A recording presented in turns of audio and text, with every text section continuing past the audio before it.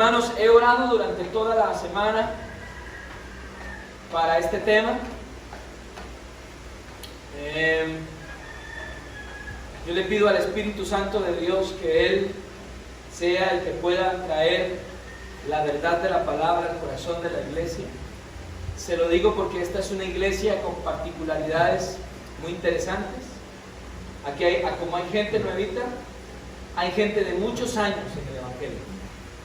Y hay gente también de muchos años en el Evangelio y con mucho conocimiento bíblico. Y hay muchas personas con años en el Evangelio. Y eso pues de una u otra forma es un desafío para cuando un expositor de la palabra se para en un altar a predicar de un tema donde es probable que todos lo tengamos ya concebido en nuestra mente y nuestro corazón de alguna forma. Es por eso que me he dado la tarea de predicar expositivamente y no temáticamente. Porque, por ejemplo, en Filipenses capítulo 1, en el versículo 6, que es uno de los versículos fundamentales para la predicación de hoy, si yo predicara temáticamente y dijera, hoy voy a predicar acerca del tema de nuestras emociones o el carácter, yo podría utilizar este versículo 6 del capítulo 1 para decir que Dios va a ir perfeccionando nuestro carácter conforme el tiempo va pasando.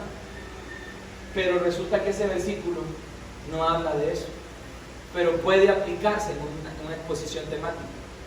Pero cuando el sermón es expositivo, el predicador se debe al 100% a explicar lo que el versículo quiere decir y no lo que nos gustaría que dijera. Entonces, para todos los hermanos que sueñan en algún momento con predicar, que eso es una de las cosas más bellas con las que uno puede soñar, la mejor forma de predicar es de forma expositiva. Les recomiendo a todos los que anhelan predicar que se compren un libro del hermano Sujé Michelén, que se llama Delante de Dios y de parte de Dios, basada en un versículo de Corintios, para todos los que queremos predicar siempre fiel a su llamado, fiel a las Escrituras. Amén. El tema que yo voy a tocar hoy es un tema que tiene muchas posturas teológicas y todos los predicadores lo predican de una u otra forma. Entonces, para no errar y para que no quede aquí un sentimiento de que es el pensamiento de un predicador, vamos a proponernos a ser fieles a su palabra, a que lo que aquí diga es la palabra del Señor, así como está escrita, así la vamos a concebir nosotros. Amén. Así que vamos a orar esta mañana, vamos a darle gracias al Señor.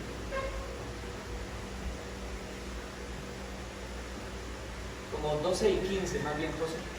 Ay, gracias. Padre, te damos gracias esta mañana. Que tu Santo Espíritu, Señor, nos hable a nuestro corazón. Hemos abierto la Biblia un domingo más. Y cuando abrimos la Biblia, nos encontramos con el Dios de la Biblia, con la verdad de la Biblia, con la centralidad del Evangelio. Y te pedimos una vez más, por tu gran misericordia, que nos ayudes a que la exposición de esta mañana sea fiel a tu palabra, y que nos libres de que la exposición sea adulterada, manoseada y mal interpretada, y que tu palabra nos bendiga esta mañana. Yo sé, Señor, que hoy nos vas a quitar carga al principio, pero vas a poner un temor santo en nuestros corazones. Y te damos gracias por encontrarnos contigo a través de tu palabra esta mañana, en el nombre de Jesús. Amén y amén. Estuvimos hablando nosotros el domingo anterior que Pablo se encontraba en donde cuando escribió esta carta, en una de sus prisiones, ¿verdad? Porque todavía no se sabe bien, aunque algunos dicen que en Roma, sí, pero no se sabe bien en qué temporada de esa cárcel, de ese encarcelamiento, se encontraba Pablo. Pablo estaba en la cárcel. Y esta carta del apóstol Pablo, como es muy diferente a todas las demás, se le ha denominado la carta del gozo. la carta del gozo, no porque el apóstol Pablo la haya determinado así, sino porque los que la han interpretado con respecto a una exposición bíblica creen que es la carta del gozo, una carta totalmente diferente a las demás. Les dije que el apóstol Pablo le escribe a los filipenses porque era una iglesia que se habían convertido casi que en sus amigos, era gente con la que Pablo podía hablar muy en confianza. Y Filipenses capítulo 1, en el versículo 1 y 2 lo leímos la vez anterior, creo que fue una gran bendición, pero en el versículo 3 nos encontramos con una oración de Pablo, ¿verdad? ¿Qué dice el título? Oración de Pablo por los creyentes. Y Pablo empieza a escribir esta carta diciendo: doy gracias a mi Dios siempre que me acuerdo de vosotros. Pablo está orando, ¿verdad? Siempre en todas mis oraciones rogando con gozo por todos vosotros, por vuestra comunión en el Evangelio, desde el primer día hasta ahora. Versículo 6. Estando persuadido de esto, que el que comenzó en vosotros la buena obra, la perfeccionará hasta el día de Jesús. A modo de ilustración, en el año 202, el emperador romano Septimio Severo emitió un edicto en todo el imperio romano en la que prohibía dos religiones: el judaísmo y el cristianismo. El edicto decía que todos los que se convirtieran a partir de ese momento iban a ser perseguidos, arrestados y sacrificados. Esta es una de las tantas persecuciones que se desató en los primeros 2-3 siglos de la iglesia cristiana. Al año siguiente, en el 203, 5 jóvenes se convirtieron al cristianismo. En Túnez, 2 jovencitas y 3 muchachos. Y a ellos los arrestaron y los llevaron a prisión. Las 2 jóvenes se llamaban Perpetua y Felicity, si están buscando nombres para las hijas. Perpetua era una madre que aún amamantaba a su bebé, y la otra era Felicity. Estando ellas en prisión y días antes de que fueran llevadas al martirio, el papá de Perpetua fue a visitarla para persuadirla de que negara su fe para salvar su vida, para que no muriera. La joven se negó y pasados los días los llevaron al Coliseo romano. Primero soltaron a los 3 jóvenes. Y la historia cuenta que primero soltaron a un jabalí y no sucedió nada. Luego a los 3 jóvenes les soltaron un oso, el cual ni siquiera salió de su jaula. Y luego soltaron un leopardo que acabó con la vida de los 3 muchachos, mientras en el Coliseo la gente aplaudía. Llegó el turno de las 2 jóvenes, y a las 2 jóvenes sí les soltaron un toro salvaje. Ensangrentadas por las corneadas del toro, casi hasta la muerte, Perpetua se levantó y dijo en un tono sarcástico mientras agonizaba: ¿y dónde está ese famoso toro? Estando casi en agonía las mujeres, llegó un soldado sosteniendo su espada, asustado de ver que las 2 mujeres agonizantes no estaban con cara de terror, mientras él sí lo estaba. Le temblaba la mano donde sostenía su espada, y Perpetua, inclinándose, amarró su cabello y dijo: me amarro el cabello a nivel cultural porque no estoy de luto, estoy gozosa, mientras agonizaba. Y tomando la espada del soldado, ella misma puso la espada en su garganta, y el soldado la asesinó, y luego asesinó a Felicity.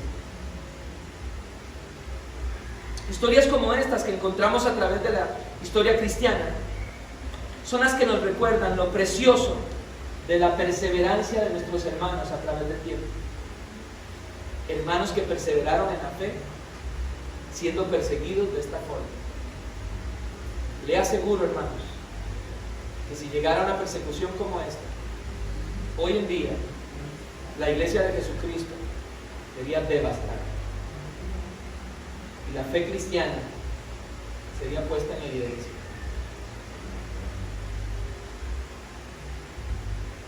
En una zona amazónica en Perú, no sé si les he contado esto, estaba un grupo como de 40 personas en la iglesia mientras el pastor predicaba. Entraron unos hombres guerrilleros armados, encapuchados, con ametralladoras, y preguntaron: ¿quién es el pastor de esta iglesia? Un hermano quiso levantar la mano para salvarle la vida al pastor, pero el pastor se puso de pie y él dijo: yo soy el pastor de la iglesia. ¿Está dispuesto a morir usted por Cristo, pastor? Y el pastor, llorando, viendo a su familia en el lugar, dijo: estoy dispuesto a morir por Cristo. Todos los que están dispuestos, como este pastor, a morir por Cristo, quédense, y los demás pueden irse. De las 40 personas solo quedó la familia, el pastor y 2 hermanos. Los demás se fueron. Los guerrilleros le dijeron: pastor, esa es la iglesia verdadera, continúe predicando. Y se fueron.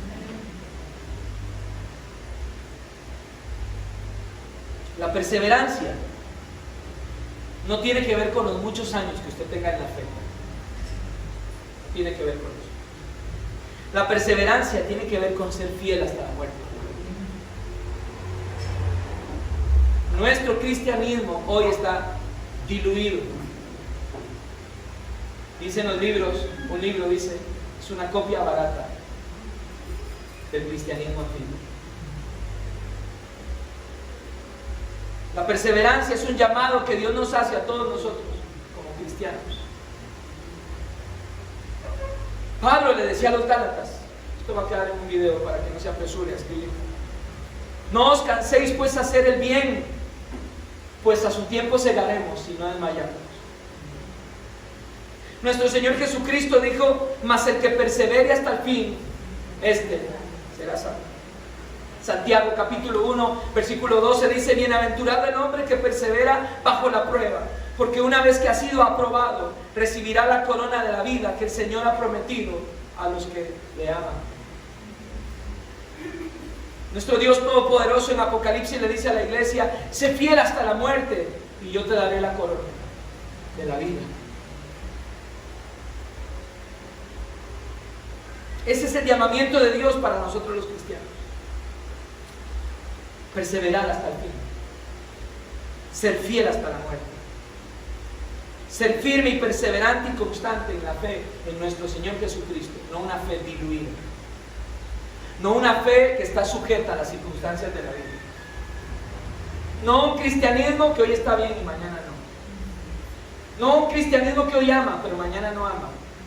No un cristianismo que toma la cena del Señor mal con sus hermanos. No un cristianismo que cuando viene aquí es sencillo ser, pero afuera no es.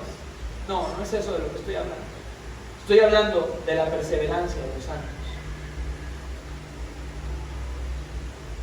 La perseverancia es un llamamiento. Y esta es una evidencia de que usted y yo somos creyentes. ¿Cuál? La perseverancia. Si hay algo que te da convicción de que has nacido de nuevo, es tu perseverancia a través de los años.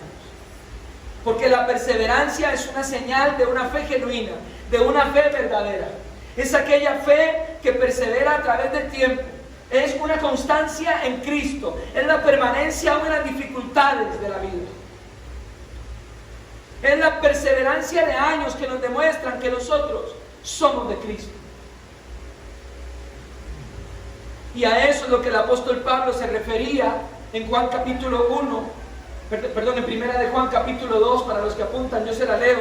Juan capítulo 2, 19, el apóstol Juan dijo: es que ellos salieron de nosotros, pero no eran de nosotros. Porque si hubiesen sido de nosotros, hubieran permanecido con nosotros, pero salieron para que se manifestase que no todos son de nosotros. El apóstol Juan, en su primera carta, en el capítulo 2, en el versículo 19, dice que hay gente que aparentemente es, pero cuando viene el momento de los balazos resulta que no era.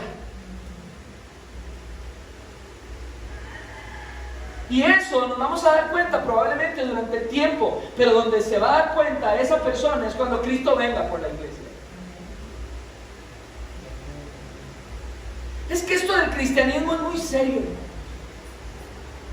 Va mucho más allá de ir o venir a misa. Va mucho más allá. Es un compromiso. Es convertirme, como dije el domingo anterior, en un esclavo de Jesucristo. Que yo sé que perdí mis derechos y que ahora yo le sirvo a Jesucristo. Que mi vida es de Él y que sabemos nosotros que aunque no es sencillo, es la única forma y la única vía que tiene el cristiano para transitar en esta vida. La evidencia de una fe genuina es cuando alguien permanece y persevera a través del tiempo. Es perseverar a través, hermano, de todas esas circunstancias difíciles de la vida. Es perseverar a través del tiempo, a través de las dificultades, a través de la tentación, a través de nuestros propios fracasos. Seguir perseverando. Aún a pesar de las caídas nuestras, a pesar de las pruebas, a pesar de todo, seguir perseverando en la fe que hemos abrazado. Pero, si solamente yo hablara esta mañana de la perseverancia o de que la perseverancia es un llamamiento en nosotros y una evidencia de la fe, si solo hablara de eso esta mañana estaría siendo desbalanceado en el tema.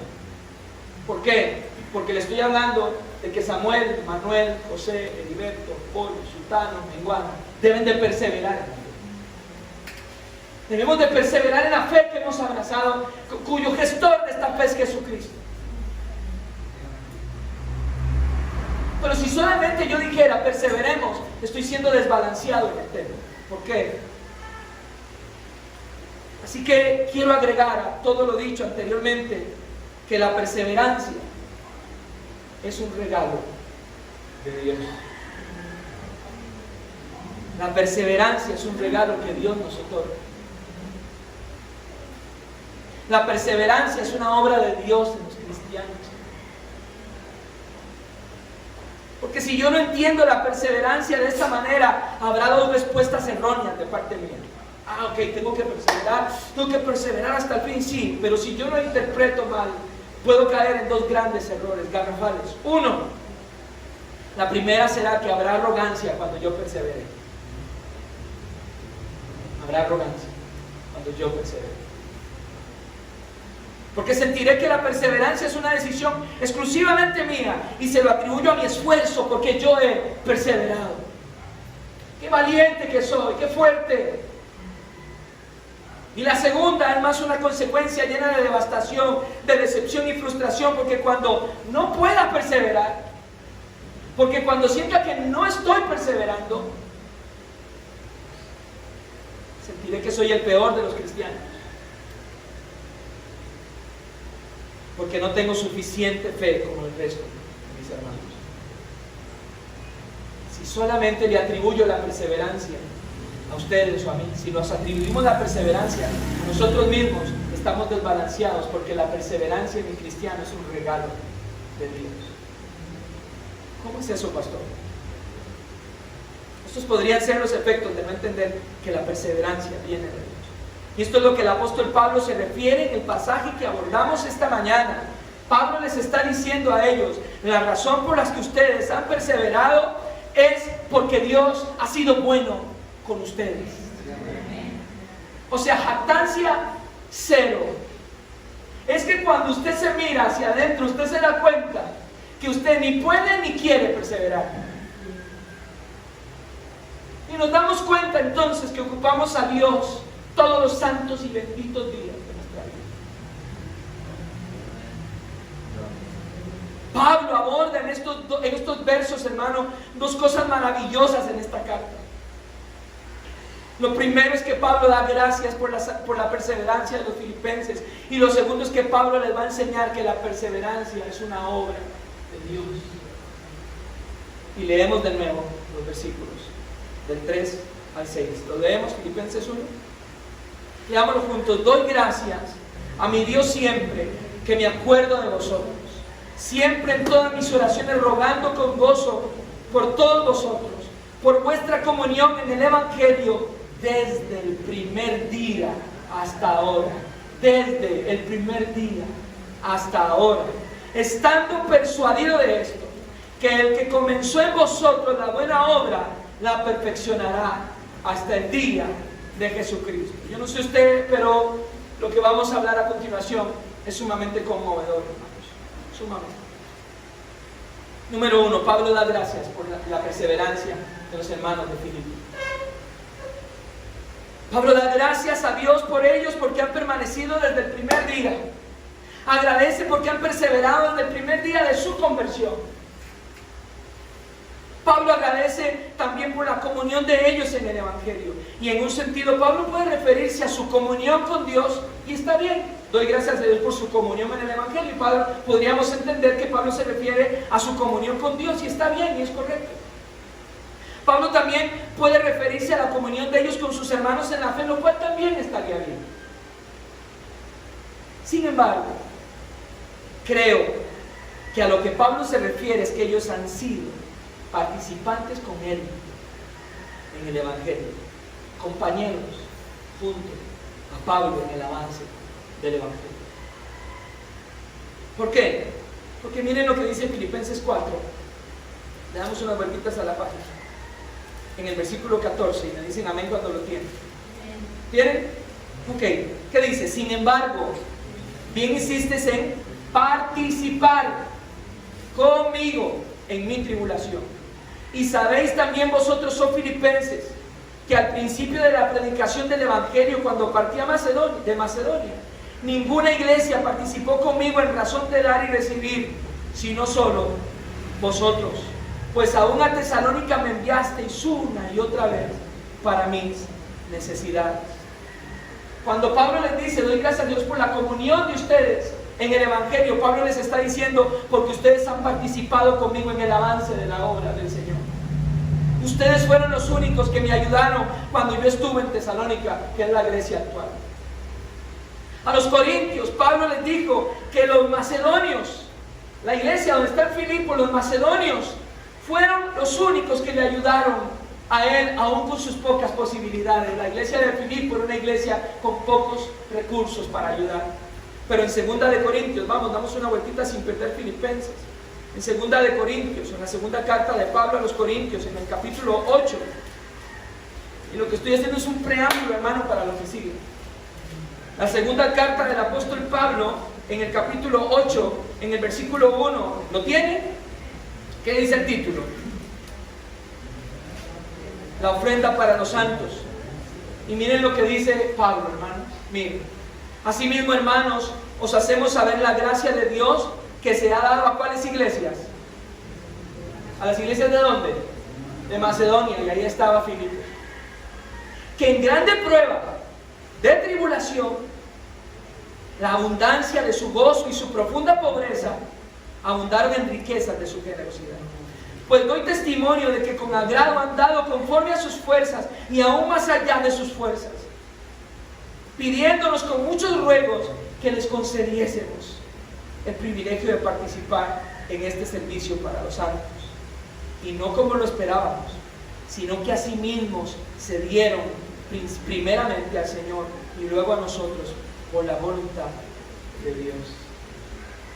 Cuando Pablo les dice, los filipenses, vamos a los filipenses, y cuando Pablo dice en el versículo 5, doy gracias por vuestra comunión en el Evangelio desde el primer día hasta ahora. Pablo lo que está diciendo es, doy gracias por ustedes, porque desde el día que se convirtieron hasta el día de hoy, ustedes han sido promotores del Evangelio que yo estoy predicando a las naciones. Han estado conmigo y me han ayudado a que el Evangelio se extienda por todos los lugares. Pablo entonces lo que está enfatizando en estos versos es que ellos le han ayudado en esta hermosa tarea de la predicación. Y Pablo está dando gracias por ellos porque desde el primer día han perseverado en la fe y desde el primer día han perseverado en ayudar a Pablo en el avance del Evangelio. Eso es lo que dicen esos primeros versículos. Pero luego llegamos al versículo 6 Y yo doy gracias a Dios porque desde hace unos años para acá Dios ha ayudado a la iglesia a interpretar correctamente este verso.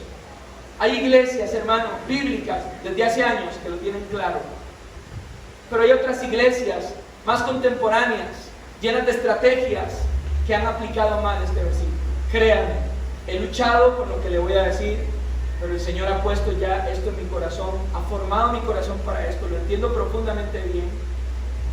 Y doy gracias a Dios por tener la oportunidad hoy de predicárselo a ustedes. Sé que conforme yo vaya mencionando cosas, algunos no van a estar de acuerdo, pero cuando llegue a la conclusión, vamos a ser exhortados por Dios. Pablo les va a enseñar a los filipenses que su perseverancia es la obra de Dios. Alguien podría objetar esta mañana diciendo: un momento, pastor, ¿cómo usted me dice que la perseverancia es una obra de Dios si la Biblia nos llama a perseverar? ¿Cómo usted me dice que la perseverancia es una obra de Dios si usted nos acaba de decir que la perseverancia es algo que nosotros tenemos que hacer? La lógica sería, si Dios te pide algo, es porque tú puedes hacerlo, ¿no? Es la lógica, ¿verdad? Pero este es un argumento más filosófico que bíblico. Pero Dios te puede pedir algo que tú no sabes y que tú no puedes, porque Él es Dios. Agustín de Hipona, que es llamado el padre de la iglesia, dijo: Dios nos pide lo que no podemos. Oiga, Dios nos pide lo que nosotros no podemos, para que nosotros sepamos qué debemos pedir. ¿Entendió eso? Dios nos pide lo que nosotros no podemos, para que vayamos en oración a pedirle al Señor lo que nosotros no sabemos. Y Pablo inicia el verso 6 diciendo: estoy persuadido de algo. Miren, versículo 6. Estoy persuadido de algo. Y aquí es donde cambia la intensidad de la carta. Estoy persuadido de esto. Estoy seguro. No hay nada que me pueda hacer cambiar de parecer. Esto es igual que cuando el apóstol Pablo en Romanos 8:38 solo apunta y lo dice: porque estoy convencido, estoy seguro que ni la muerte, ni la vida, ni ángeles, ni principados, ni lo presente, ni lo porvenir, ni los poderes, ni lo alto, ni lo profundo, ni ninguna otra cosa creada nos podrá separar del amor de Dios que es en Cristo Jesús, Señor nuestro. Estoy seguro de eso, dice Pablo. ¿Entiende? Pablo está diciendo: estoy seguro, convencido totalmente de que a mí nada me puede separar del amor de Dios que es en Cristo Jesús. Estoy seguro, estoy persuadido, dice Pablo. Y Pablo está convencido de que ellos han perseverado porque Dios los ha guardado para perseverar. Y Pablo dice: estoy convencido de esto, estoy seguro, estoy persuadido de que el que comenzó en ustedes la obra, Él la va a perfeccionar hasta el final. Hermanos amados, ustedes y yo no comenzamos ninguna obra en Cristo. Usted y yo estábamos muertos, sin ninguna posibilidad de comenzar nada. Él comenzó la obra en nosotros. Y eso lo dice Pablo, y estoy emocionado de poder predicar lo que el apóstol Pablo dice. Y es más, Pablo dice: estoy persuadido de esto, de que el que comenzó en vosotros la buena obra. Y esta buena obra no es otra cosa más que la salvación. Estoy persuadido de que el que comenzó desde el primer día hasta ahora esta buena obra en ustedes la va a perfeccionar hasta el día de Jesucristo. Esta obra maravillosa comenzó el día de nuestro nacimiento, hermanos. Yo me la sé de memoria, fue un 14 de septiembre. El día de los faroles en Costa Rica, antes de la celebración de la independencia, jamás se me olvidará. A las 11 de la noche llorando en el cuarto, sin saber por qué lloraba. Y era Cristo llamándome y transformando mi vida, cuando lo único que yo había hecho era darle la espalda toda mi juventud. Ese día inició, y yo sé que usted recordará ese día, y hasta ese día, hasta hoy, yo he perseverado, pero he entendido que fue porque Él me ha dado la fortaleza y la capacidad para perseverar en esta vida. Y esta obra maravillosa comenzó desde nuestro nacimiento y continúa en nuestro camino de santificación y va a culminar en nuestra glorificación en el cielo. cuando el Señor venga por nosotros.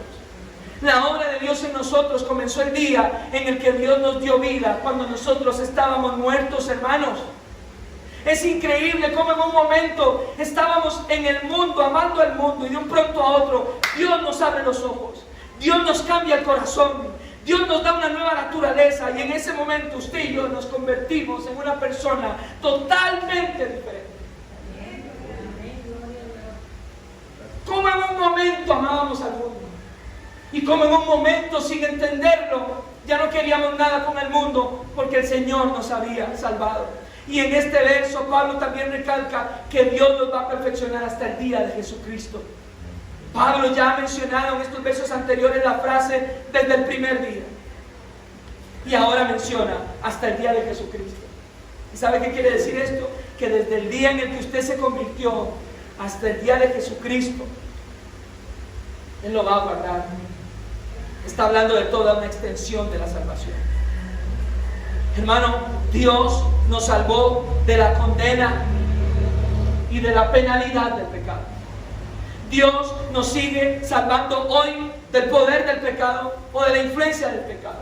Y Dios un día nos salvará gloriosamente de la presencia del pecado. ¿Entendió? Y se lo repito, Dios nos salvó de la condena y la penalidad del pecado aquel día que nacimos de nuevo. Pero Dios sigue salvándonos hoy del poder del pecado o de la influencia del pecado. Y Dios un día nos salvará gloriosamente de la presencia del pecado cuando estemos con Él, el día que Jesucristo venga por nosotros. Amén. Gloria a Dios. Y este pasaje llama a la salvación la buena obra que Dios ha iniciado, dándonos a entender que todo lo que Dios hace es bueno. La buena obra que yo inicié en ustedes es buena. Dios no inició una obra en nosotros, inició una buena obra. Y lo que está diciendo este pasaje es que nos da a entender que todo lo que Dios hace es bueno, y Él no se equivoca, porque Dios sí termina lo que comienza. Usted y yo no, hermanos. Usted y yo no posponemos. Usted y yo empezamos con un proyecto y lo dejamos ahí a veces. Usted y yo, es más, podemos iniciar algo dentro de la misma iglesia y porque se vino un ventolero lo dejamos ahí. Pero la buena obra que Dios comenzó, que la comenzó Él, y que no la comenzó usted en su vida porque usted no podía, porque estaba muerto, pero Él le dio vida, Él le quiso dar vida, Él la comenzó, Él la va a guardar y la va a llevar hasta el final. Y este pasaje nos da la certeza. Y aquí es donde quiero entrar de forma doctrinal. Este pasaje nos da la certeza de que Dios va a guardar a los suyos. Dios va a guardar a los suyos, que Dios nos va a guardar hasta el final.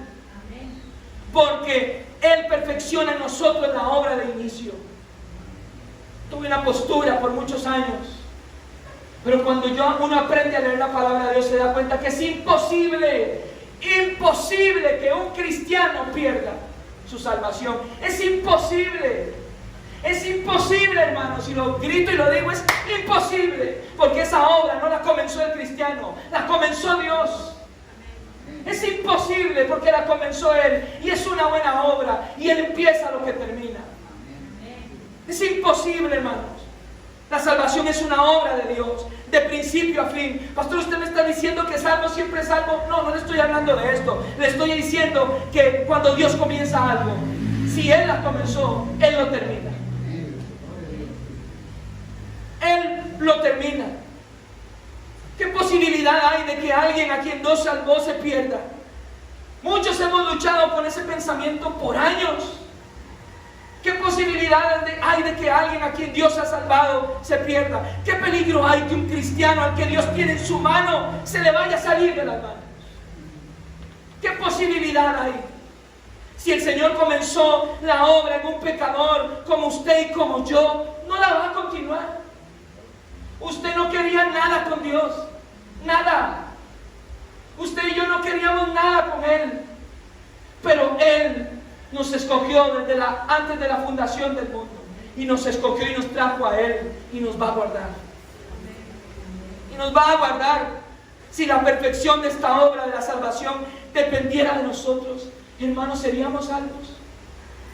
Si hoy viniera Cristo y dependiera la salvación de usted y de mí, nos perderíamos.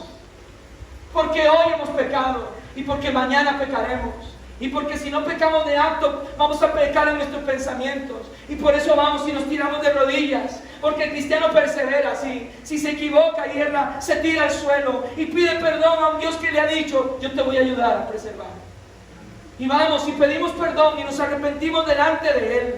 ¿No es glorioso, hermano, esto? ¿No es glorioso de que aunque Dios te llame a perseverar, Dios te va a preservar?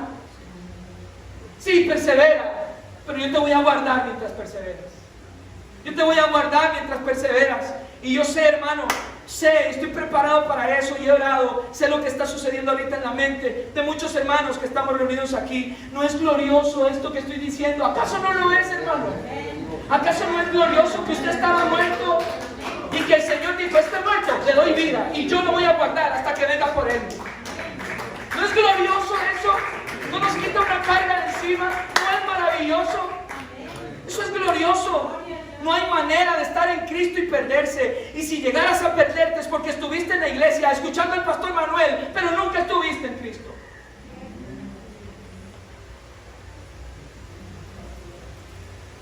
Estuviste en la iglesia, barriste, limpiaste, enseñaste, cantaste, trabajaste, pero cuando Cristo venga, nunca fuiste de Cristo. Todo fue para tu gloria, para envanecerse, para sumar votos. Pero cuando usted ve a un cristiano de verdad, usted lo ve humilde, lo ve humillado, lo ve honesto. El orgullo no tiene que ver nada con él. Se humilla, baja la cabeza porque sabe que es Dios el que lo exalta. Romanos capítulo 8, versículo 30. Disculpe, hermanos, si estoy eufórico, pero es que estoy predicando la santa palabra de Dios. Romanos capítulo 8.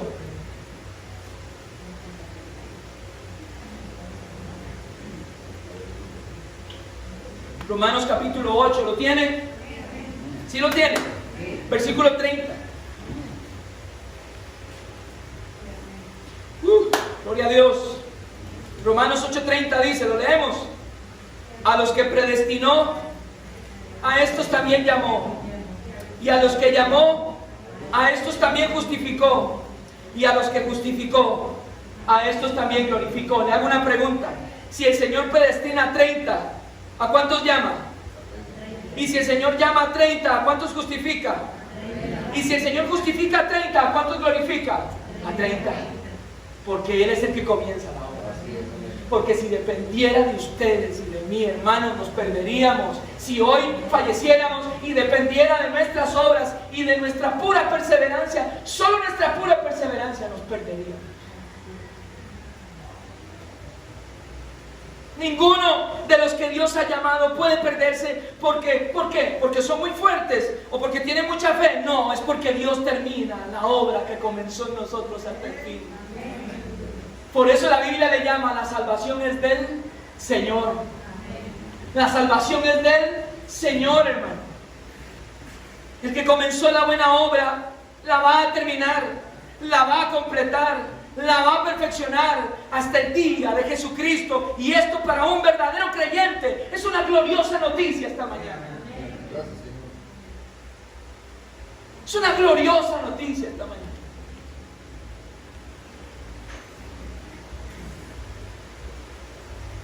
A su nombre sea la gloria. El que comenzó la buena obra la va a terminar, hermano. La va a completar, la va a perfeccionar hasta el día de Jesucristo. Y esto para nosotros los creyentes es una noticia maravillosa, pero para el no creyente esta es una excusa para seguir viviendo como un no creyente. Es una maravillosa excusa. Predicar de la gracia en la iglesia es un arma de doble filo. Yo no estoy hablando de que salvo siempre salvo.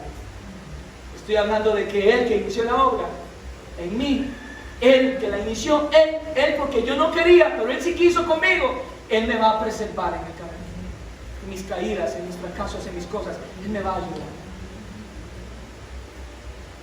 Pero vamos a entrar en un pasaje que si nunca lo hemos leído así, hermano, hoy lo vamos a leer así. Un pasaje determinante para la iglesia. Es un pasaje maravilloso para la iglesia. Y está en Juan capítulo 10. Y lo vamos a leer todos juntos sin perder Filipenses. Padre, mi alma te alaba, Señor. Juan capítulo 10, versículo 27.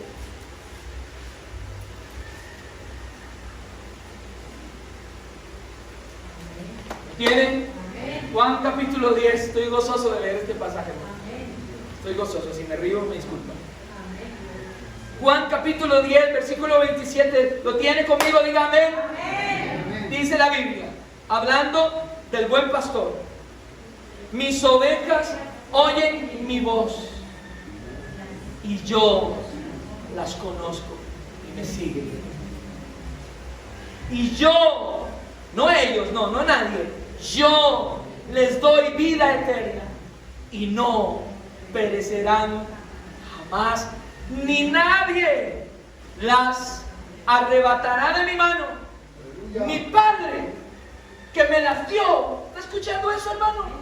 ¿Está escuchando eso? Mi Padre que me las dio es mayor que todos, y nadie las puede arrebatar de la mano de mi Padre. ¿Cuántos dan gloria a Dios por eso? ¿Ah? Usted que es papá, cuando usted toma un niño de su mano y usted lo lleva, hermano, ese niño usted no se lo arrebata a nadie. Tiene que matarlo primero para arrebatárselo. ¿Y cuántos de esos niños pequeñitos, cuando los hemos llevado de la mano, ellos quieren soltarse? Pero no los soltamos, porque yo determiné llevarlo de la mano, porque ahí está seguro. Y la Biblia dice claramente que Él es el pastor. ¿No es esto glorioso? Que la mano de Jesucristo, el Verbo hecho carne, es el que nos sostiene en el camino hasta que Él venga por nosotros. Que esto es una noticia extraordinaria. Mis ovejas oyen mi voz, yo las conozco y ellas me siguen, y soy yo el que les doy vida eterna a ellas. Y no van a perecer jamás, no van a perecer jamás, no van a morir jamás. Van a estar conmigo cuando yo venga por ellas. Yo las voy a cuidar, yo soy el pastor, son mis ovejas, y hay de quien quiera quitarme.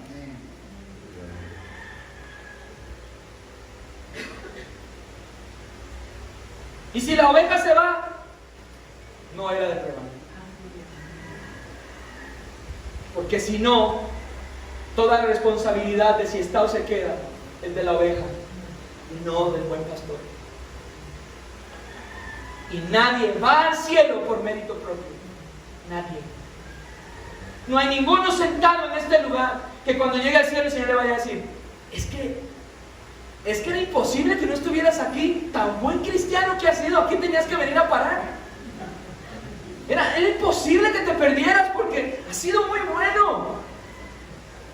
Por eso cuando usted venga los martes y de aquí a no sé cuándo toquemos la depravación del hombre, uno se va de aquí desmoralizado, pero a la vez feliz, porque se da cuenta y entiende que el Evangelio no se trata de nosotros. El Evangelio tiene un actor principal y es Jesucristo.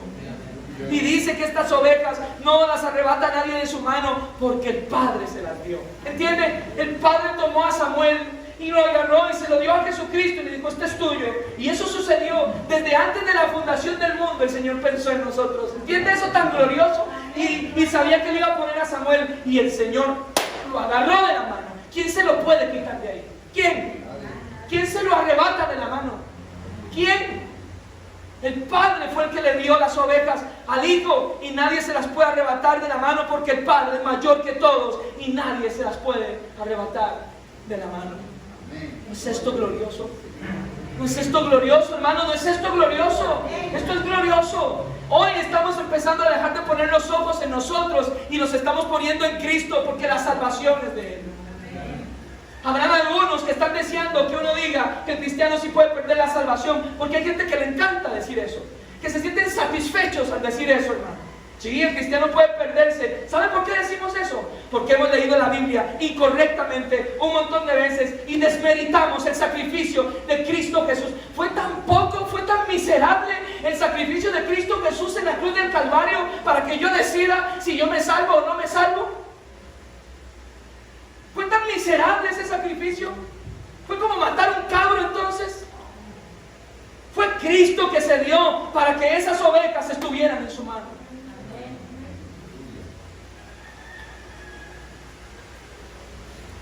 Y sin perder Filipenses, nos vamos a Judas antes de Apocalipsis.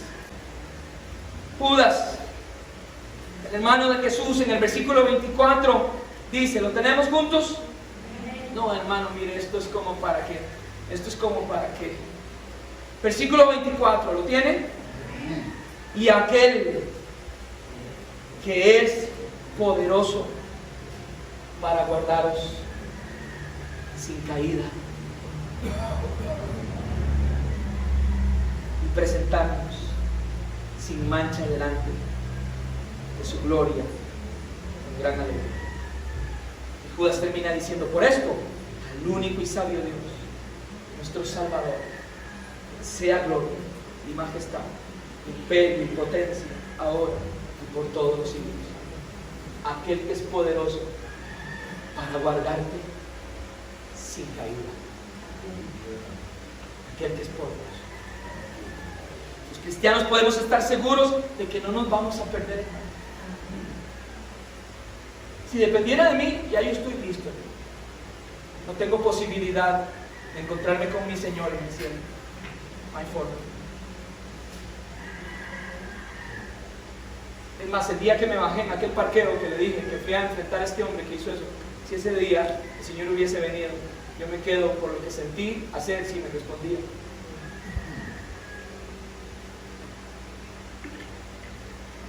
Pero Pablo dijo cuando encontró que el pecado moraba en él, pero gracias a Dios por Jesucristo.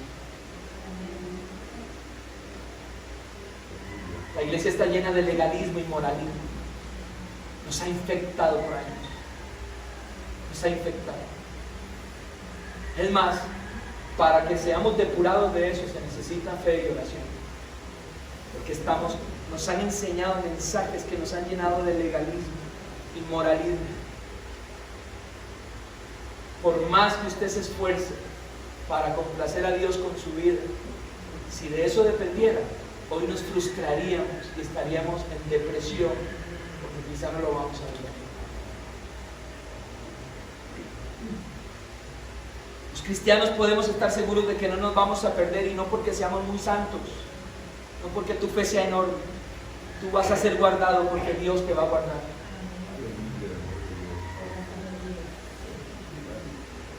Él es el poderoso, no tú. Y hoy el mensaje es el poder de tu fe, la fe positiva.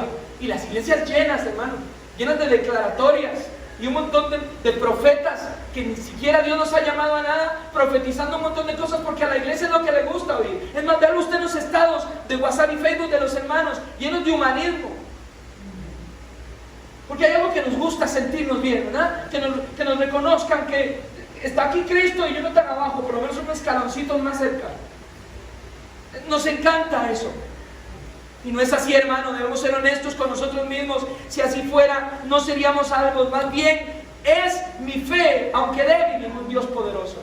No es mi fe, es más bien mi fe, aunque muy débil mi fe, en un Dios que es poderoso. Escucha esto, hermano, lo que le voy a decir. Dios es Padre. Dios es nuestro Padre. Dios es Padre, amén. Diga amén. Y Él es nuestro Padre. ¿Tiene usted un Padre? Yo tengo un Padre. Es mi Señor que está sentado en su trono. Él es mi Padre.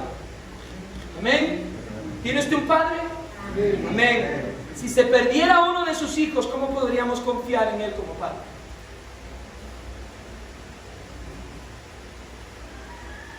Si Él es el gran pastor y al final una de sus ovejas se pierde, ¿cómo podríamos confiar en Él como buen pastor? Pero esta mañana, con toda confianza, todos los que estamos en este lugar podemos decir: el Señor es mi pastor y nada me faltará. En lugares de delicados pastos me hará descansar. Junto a aguas de reposo me pastoreará. Confortará mi alma. Me guiará por sendas de justicia, por amor de su nombre. Tu vara y tu callado me infundirán aliento. Aderezas mesa. Pero hay otro versículo, y lo estamos leyendo así, pero hay otro versículo que nos da la seguridad de que el Padre es responsable.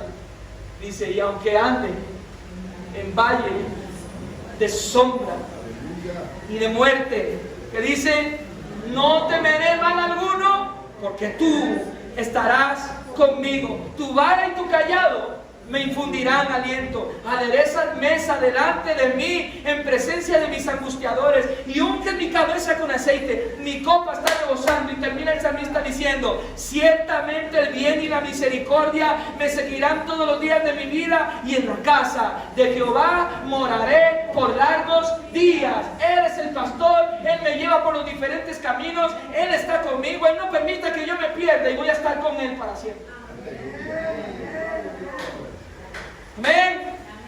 Él es el buen pastor y Él nos va a guardar, hermano. Él es nuestro buen pastor y nos va a guardar sin caída. A nosotros nadie nos puede arrebatar de la mano de nuestro buen pastor. Lo que Dios comienza, Dios lo termina, hermanos.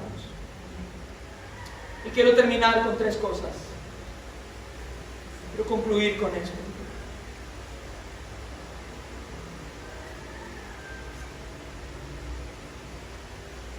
Dé gracias a Dios por la perseverancia que tuvo ayer.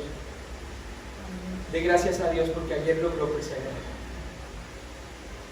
Siempre demos gracias a Dios por eso, porque ayer pudimos perseverar. A pesar de las pruebas, a pesar de las dificultades, hemos permanecido en Cristo. Dé gracias a Dios, honre a Dios por eso. Y que nunca de nuestra boca salga: ha sido por mi fe. Porque aún la fe que decimos tener, nos la ha dado Dios. Número 2.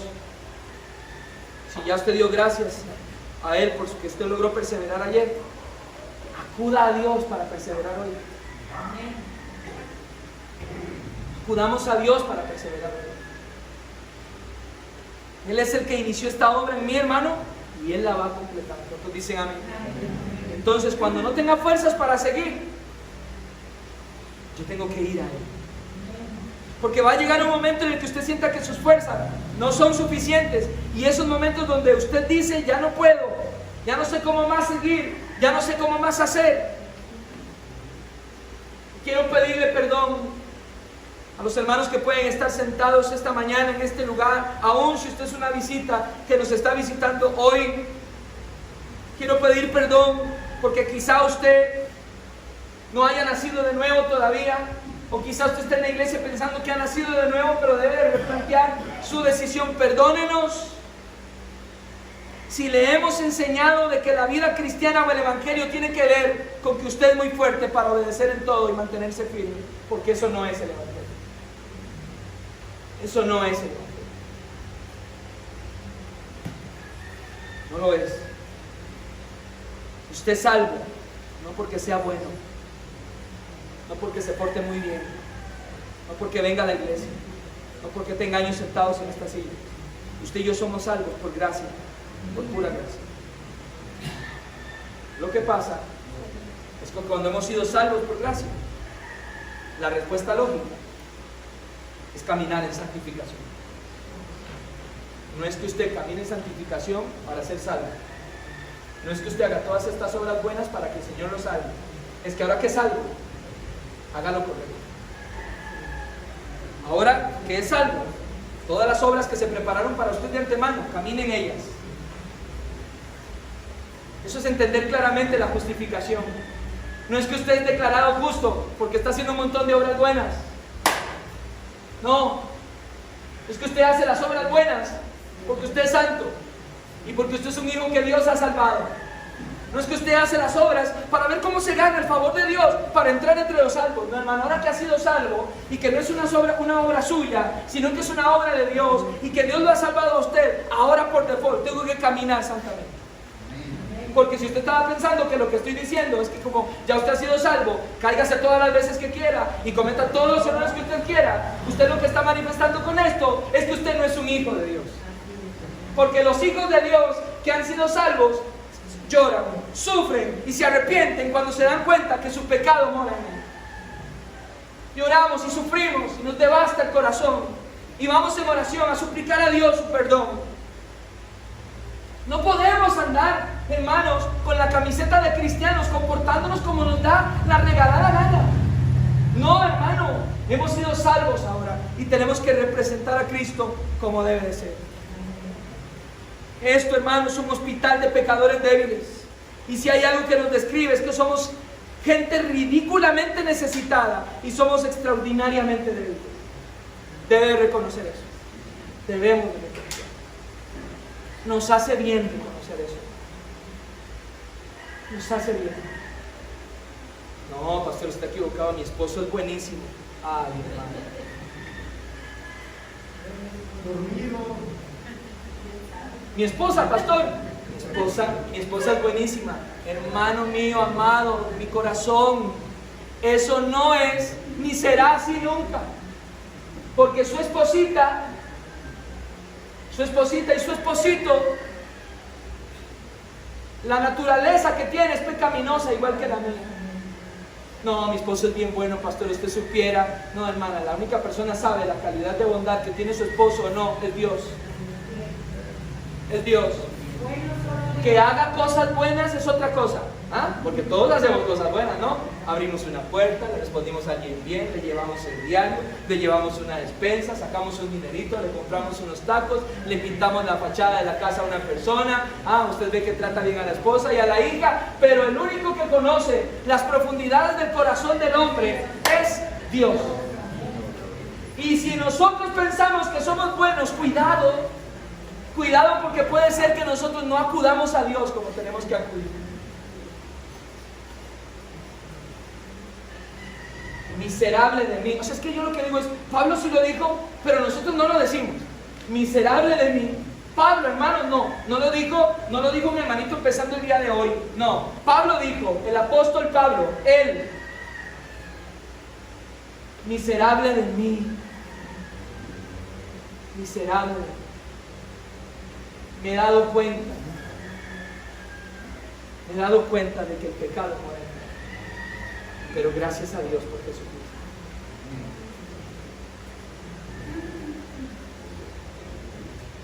Necesitamos por eso un Redentor todos los días, y Él es nuestra provisión. Hermanos amados, corramos a Cristo cuando nos sintamos sin fuerzas. No corra a ningún otro lado, hermano. No corra a un bar, no corra a echarse unas. No corra ahí, eso no quita las penas. Eso lo que hace es que usted se convierta en una mancha para el cristianismo. No corra a eso. Corra a Cristo, tírese de rodillas cuando esté ansioso. Corra a Cristo, hermano, corramos cuando no sintamos fuerzas. Porque Él es el que nos persevera, que nos preserva hasta el fin. Recuerden que las misericordias de Dios son nuevas cada mañana. Y esa misericordia y esa gracia va a estar ahí para sostenernos. Y aunque usted sienta que usted no aprobó el examen ese día, su gracia le va a sostener. O solamente le pasa al pastor de la iglesia, que siente que hay días que a veces me saqué nota 0, o me pasa solo a mí. A veces el examen yo no lo aprobé, pero ahí está su gracia. Ahí está su gracia.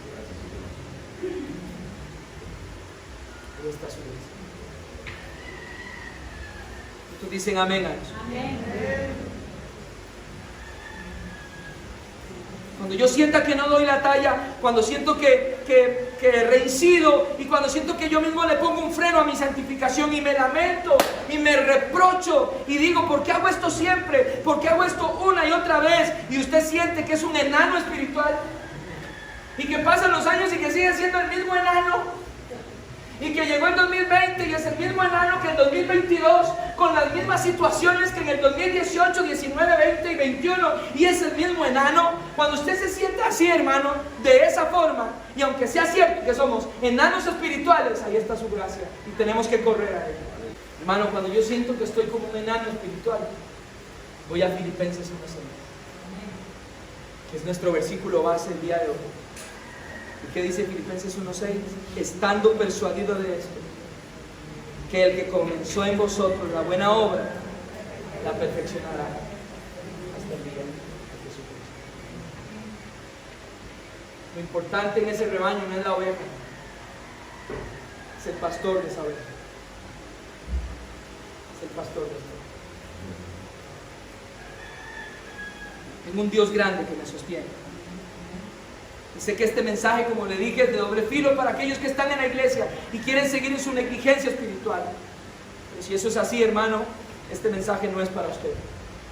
El mensaje para usted es: arrepiéntese. Si usted quiere seguir en su negligencia, este mensaje de principio a fin nunca fue para usted.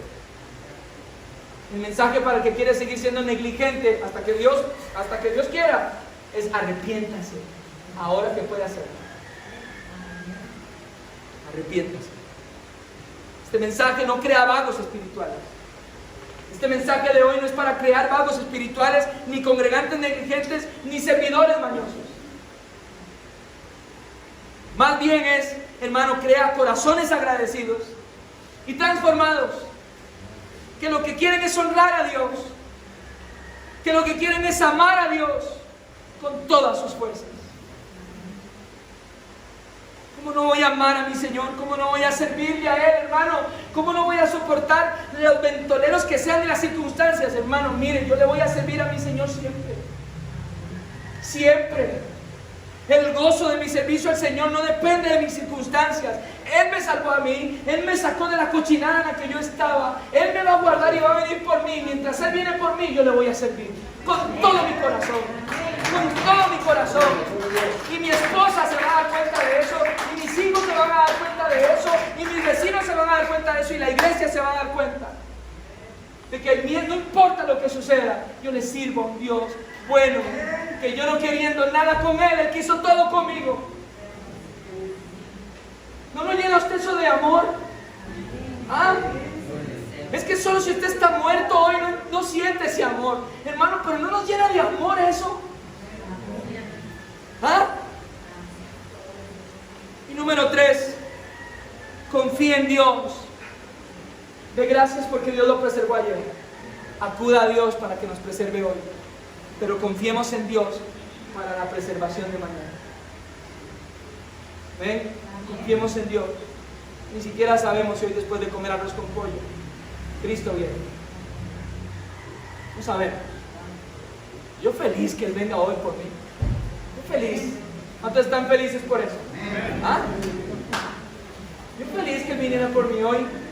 Pero si viene dentro de 50 años o 20 o 30, hermano, que nos encuentre gozosos.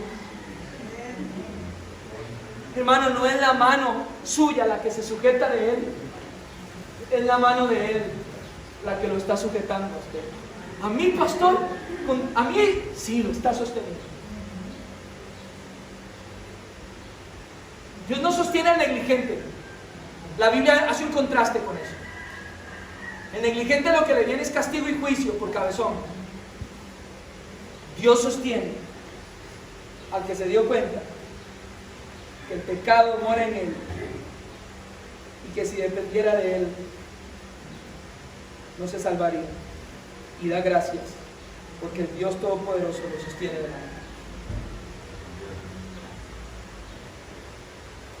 Persevera en Dios, hermano, y descanse en Él, porque Él nos preserva.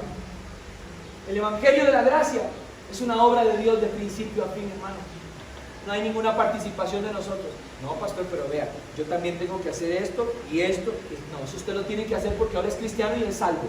No lo tiene que hacer para salvarse. No se equivoque con eso. Porque si no, su Evangelio que ha escuchado es de obras. Y el Evangelio nuestro es de gracia. De gracia. Y para cerrar nos vamos a poner de pie con el Salmo 121 en las manos.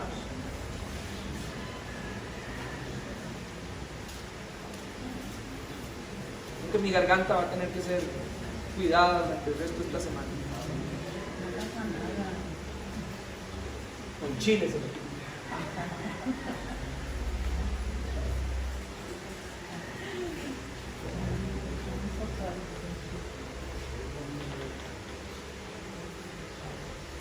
Qué lindo esta mañana. Yo siento a Dios aquí entre nosotros, hermano. Al pastor de nosotros, sus ovejas. Y el Salmo 121 dice, ¿lo leemos juntos? ¿Estamos listos para leerlo? Dice, Jehová es tu Vamos a detenernos ahí antes de leerlo. Jehová es tu. ¿Entiende lo que estamos leyendo? Que el que nos guarda es Él. ¿Entendemos eso? Que el que nos guarda es Él. Bueno, nosotros no nos guarda el pastor de un cuarto. Morimos todos el mismo día. Nosotros nos guarda el buen pastor. Nos guarda el buen pastor. Y el Salmo 121 dice: alzaré mis ojos a los montes. ¿De dónde vendrá mi socorro? Mi socorro viene de Jehová, que hizo los cielos y la tierra. No dará tu pie al resbaladero, ni se dormirá el que te guarda. ¿Escuchó eso?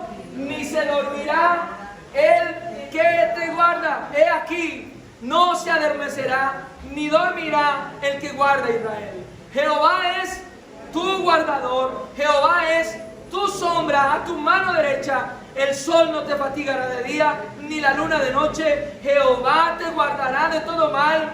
Él guardará tu alma. Jehová guardará tu salida y tu entrada desde ahora y para siempre. Amén. ¿Cuánto dan gloria a Dios por eso? ¿Cuánto dan gloria a Dios por eso? Él es nuestro guardador. Él empezó la obra y la guarda hasta el final. Amén. ¿No se siente usted con cargas menos en los hombros? A no ser de que usted diga: no, pero es que vea. Bueno, por favor. Por favor, debemos de sentirnos felices de que la obra es de Él y no de nosotros. No de nosotros. La obra es toda completa de Él. Si no, no necesitaríamos a Cristo. Nosotros solitos podríamos, siendo buenos y haciendo cosas buenas, y seguir matando carneros y palomas y cabros y haciendo sacrificios. Podríamos solitos. Pero para eso vino Cristo, porque usted no podía. Él es nuestro Salvador, nuestro Redentor. ¿Cuántos dan gloria a Dios por eso? Podemos confiar entonces en que el que comenzó la buena obra en nosotros la va a perfeccionar hasta el día de Jesucristo. Así que si alguien algún día le dice: no, pero la salvación se puede perder, hermano, enséñale el video. Vaya a la Biblia, llévenlo a Juan 10 y dígale: explíqueme esto. A ver, desmerite al buen pastor. Quiero escucharme, voy a sentarme a que usted llene su boca de desmeritar al buen pastor. Hable mal del buen pastor. Dígame qué puede decir mal del buen pastor. Porque Él es el que sostiene a la oveja. La oveja nunca se agarró de Él. Él la sostiene. Y nos compara como ovejas porque son bien testarudas y tercas. Y el buen pastor es paciente y amoroso. Yo tengo un buen pastor, y es mi deseo que todos entendamos que ese buen pastor es el buen pastor de todos nosotros esta tarde.